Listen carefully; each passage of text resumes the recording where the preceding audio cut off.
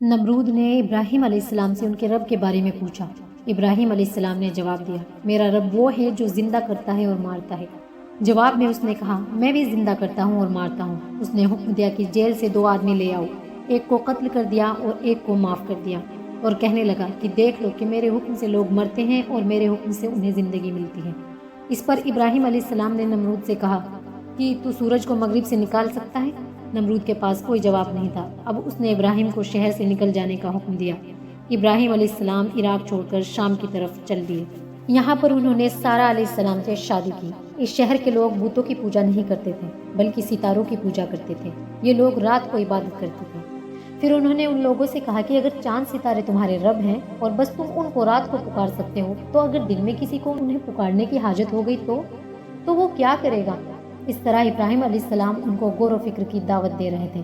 फिर जब दिन निकला, सूरज को कहा कि ये सबसे बड़ा है, तो उन्होंने कहा कि ये भी गुरूब होता है तो ये भी रब कहलाने के लायक नहीं। मैं तो उसकी इबादत करता हूँ जिसने ज़मीन आसमान को पैदा किया। लेकिन वो लोग कुफ्र पर ही डटे रहे, कोई ईमान नहीं लाया।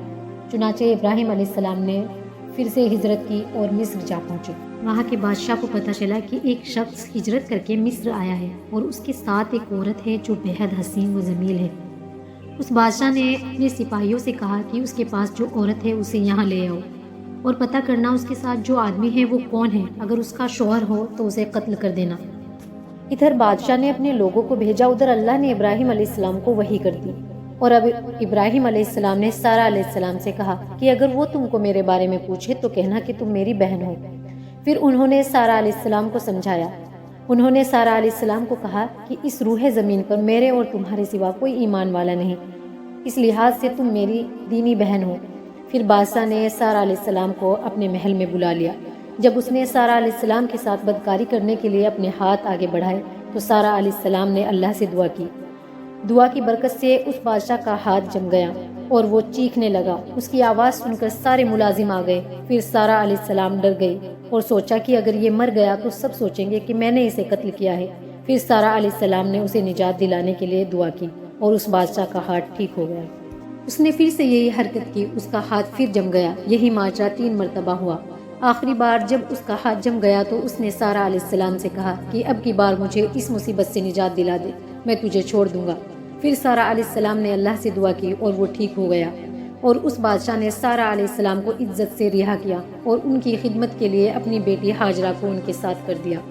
सारा अलैहिस्सलाम जब वापस आई तो इब्राहिम अलैहिस्सलाम ने कहा कि अब हम यहाँ नहीं रहेंगे, और वो वापस फिलिस्तीन की तरफ चल दिए।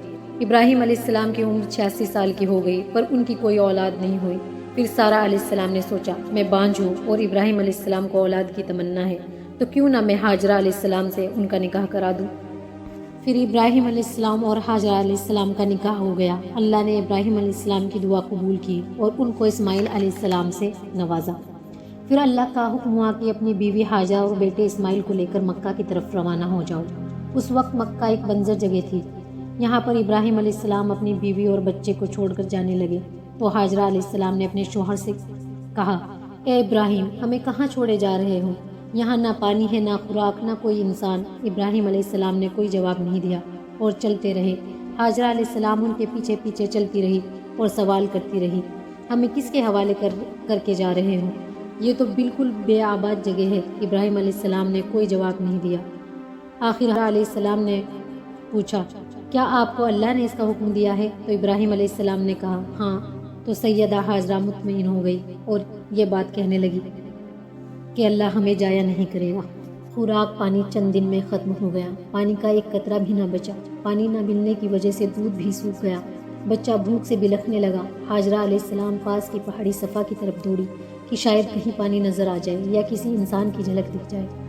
जब कुछ नज़र नहीं आया तो नाशेब की तरफ पहुंची। जब उन्हें बच्चा नज़र आना बंद हो गया तो मरवा की पहाड़ी पर पहुंची। वहां भी कुछ नज़र नहीं आया तो फिर से कोशिश की और इस तरह सफ़ा मरवा के साथ चक्कर लगाए।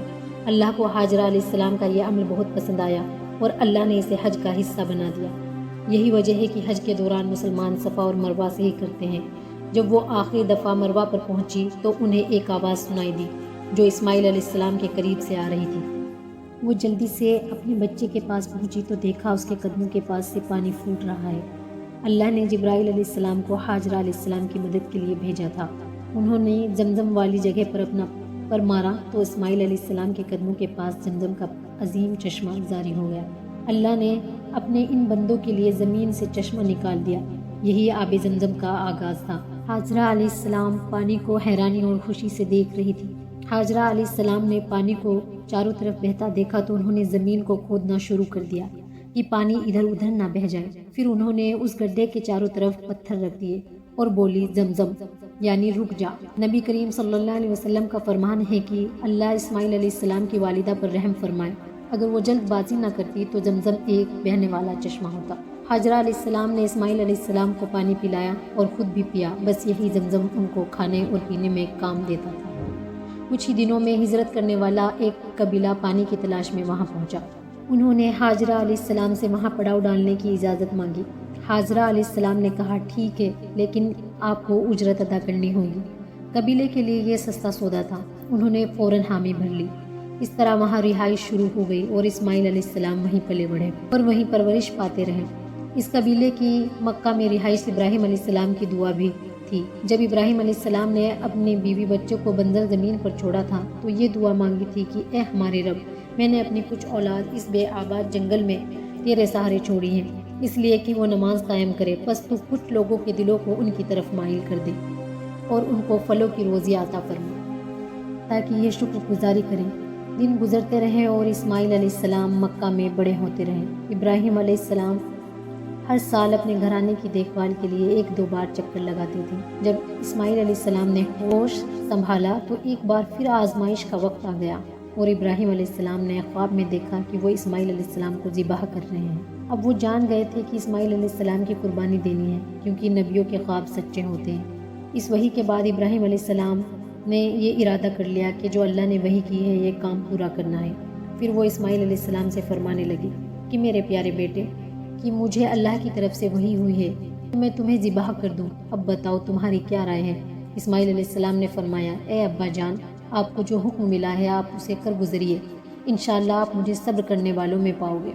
باپ بیٹے دونوں اللہ کا حکم پورا کرنے کے لیے پیش ہو گئے۔ اسماعیل علیہ السلام نے کہا جب آپ مجھے ذبح کرنے لگے تو میری پیشانی زمین پر رکھ دینا تاکہ آپ کو میرا چہرہ نہ نظر آئے، کہیں میرا چہرہ دیکھ کر آپ کے ہاتھ نہ رک جائے۔ ابراہیم علیہ السلام نے ایسا ہی کیا اور اپنی آنکھوں پر پٹی باندھ لی۔ اب انہوں نے چھری پکڑ کر گردن پر چلا دی، لیکن چھری نے گردن نہیں کاٹی۔ ابراہیم علیہ السلام نے زور لگایا تو انہیں ایک دمبے کی آواز سنائی دی۔ ابراہیم علیہ السلام نے حیران ہو کر پٹی کھولی تو دیکھا ایک دمبا کٹا ہوا ہے اور اسماعیل علیہ السلام دور کھڑے ہوئے ہنس رہے ہیں۔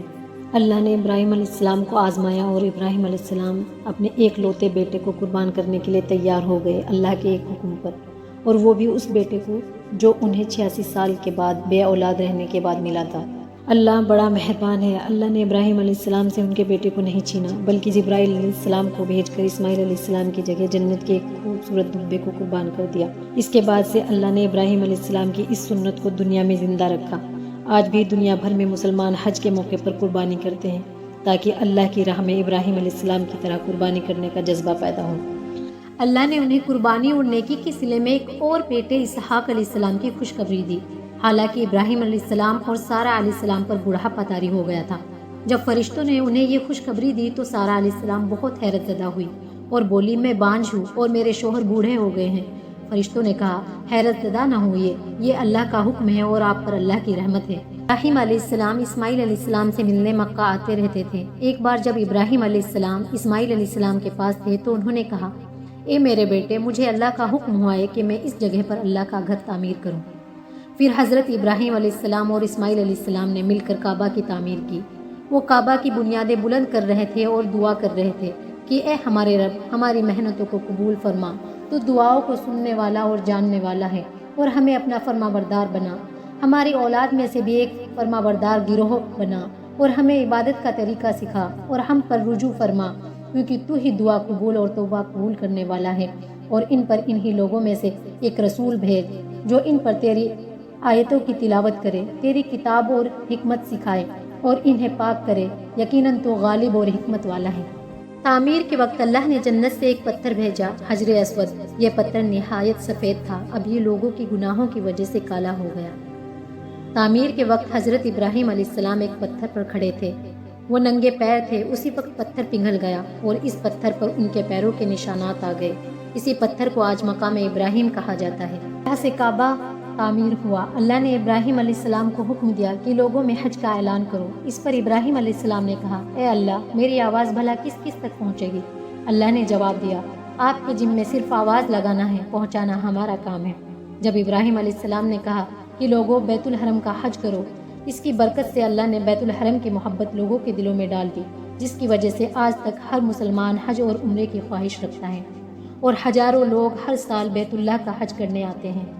ابراہیم علیہ السلام 175 سال کی عمر میں وفات پا گئے۔ ابراہیم علیہ السلام پر بہت آزمائشیں آئی، پر ہر معاملے میں وہ اللہ کے وفادار رہے۔ اس لیے اللہ نے ابراہیم علیہ السلام کو خلیل الرحمن کے لقب سے نوازا، یعنی اللہ کا دوست۔ یہ تھی ابراہیم علیہ السلام کی بہترین اسٹوری۔ آپ کو کیسی لگی ہمیں کمنٹ باکس میں ضرور بتائیے گا۔